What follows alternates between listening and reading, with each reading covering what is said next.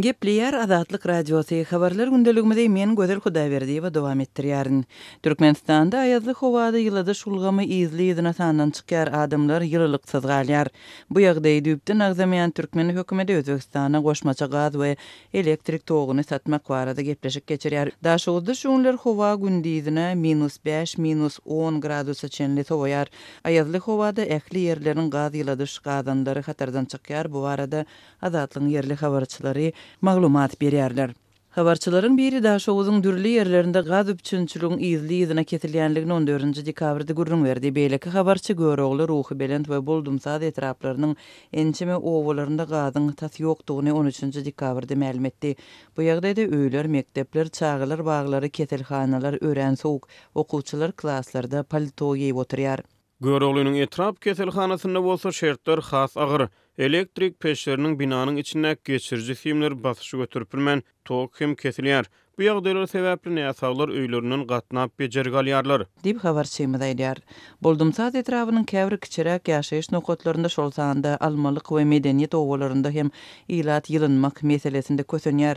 Gazyň elektrik togunyň kesilmegi adamlarda kynçylyk töredýär. Yerli ilat odun ýakyp ýylynýar. Mekteplerde dizel we beýleki ýanygyç serişdelerinden işleýän peçleri edinmek we ulanmak aladat edilýär. Habarçylar Buldumsaz we Görogly etraplarynda häkimliklere we yerli gaz edaralaryna günde ýüzlerçe jaňlaryň we şikaýatlaryň edilýänligini adamlaryň köpçülikleýin barýanlygyny aýdýarlar. Olaryň sözlerine görä şeýle hem bolsa bu ýagdaýda etraplaryň gaz üçünçülük edaralarının gyssa gara edýän işleri ýeterlik netije bermeýär. Gaz edaralary gysha taýýarlyk görmezden geldi. Inne adamlar haçan gyşyň -20 gradus aýazyna gazsyz galanyna gysha taýýarlyk işler başlanýar. Tomusty svark üçin elektrod we beýleki kevşir enjam üçin karbid kislorod bolmat diýen bahanalar bilen zerur işler edilmedi. Dip anonimlik şertinde gürleşen yerli çeşmeleriň biri gurrun berdi. Habarçylaryň maglumatlaryna görä Daşowyzyň özünde we etraplarynda aýazly howa we ýyladyş bolmazlygy ilatyň gündelik durmuşyny ören agyrlaşdyrýar, keselçilik artýar.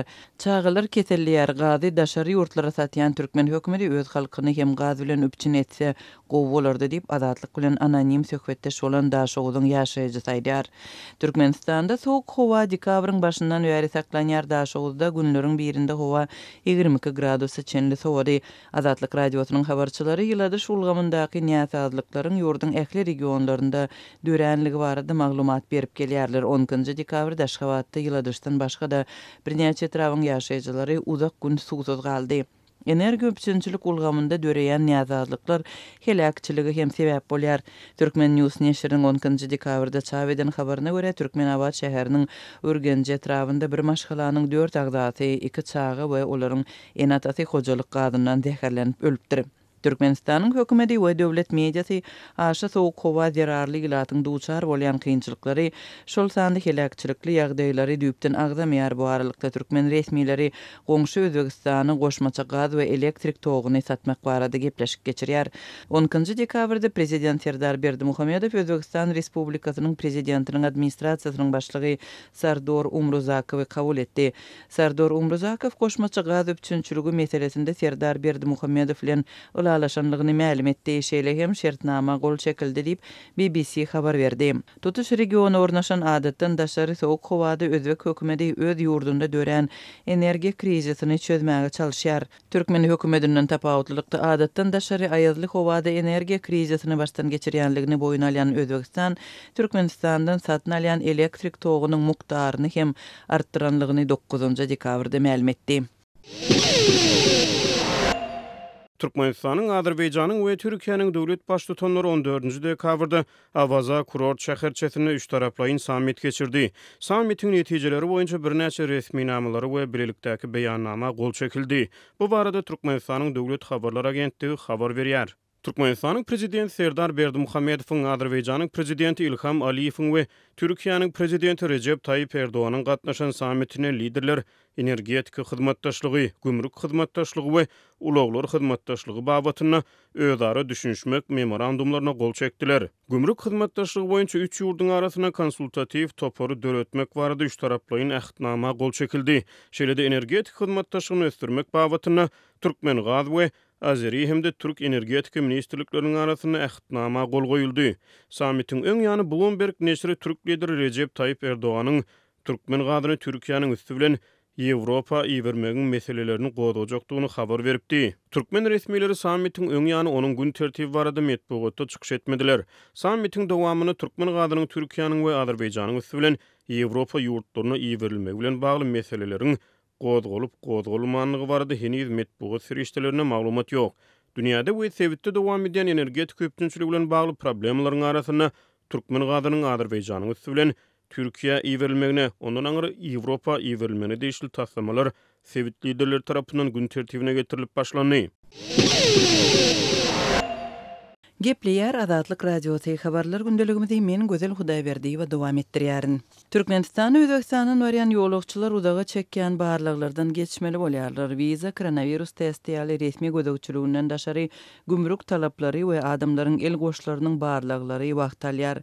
Goňşy Özbekistandan Türkmenistana barmak üçin Liwap vilayatynyň Farab gümrüginden geçýänleriň sany gün-günden artýar. Ýagdaýaty ýene Azatlyk habarçylary we çeşmeleri ýolagçylaryň aglaby köpüsiniň Özbekistan, Kırgızstan, Tajikistan, Orsiýet, Hindistan ýaly döwletlere baryp gelen adamlardygyny aýdýarlar.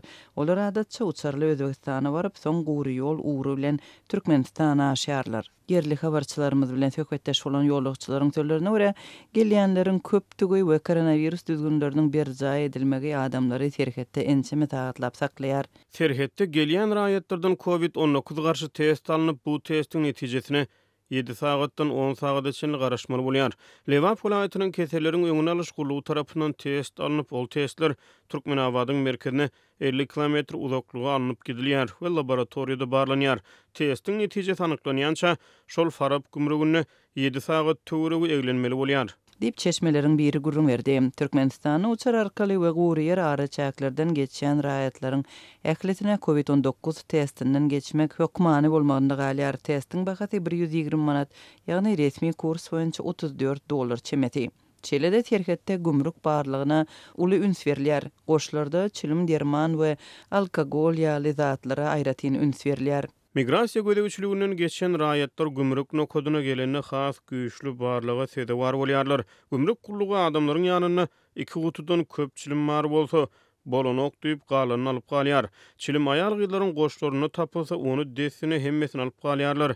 Gümrük işgärleri derman we alkogol içkileri bolsa, Türkmenistana getirmek gadaganyp alyp galýarlar. Dip serhetden geçen yerli çeşmeleriň ýene biri gurrun berdi. Soňky günlerde serhetden geçenleriň bir näçesiň sözlerine görä, gümrükde adamlaryň el goşlaryny jekme-jek dörýärler. Ähli el goşuny ýeke açyp görýärler. Bu näme diýip ýyzyna soraýarlar. We hemmede bolonok diýärler. Dip Azatlyk bilen söhbetdeş bolan ýolagçy gurrun berdi. Türkmenistan global pandemiýanyň başynda 2020-nji ýylda geriden hereket çäklendirmelerini soňky aýlarda gowşadyp serhetleri ýuwaş-ýuwaşdan açyp başlan soň Özbekistana separ etmek isleýän türkmenistanlylar köpeldi. Bu raýatlaryň käbirleri sowda etmäge ýa-da Özbekistanyň üstü bilen beýleki döwletlere aşmaga çalşýan bolsalar, ýene de ençemeti serhetiň beýleki tarapyndaky dogan garyndaşlary bilen uzak ara kesmeden soň görüşmäge howlugýarlar.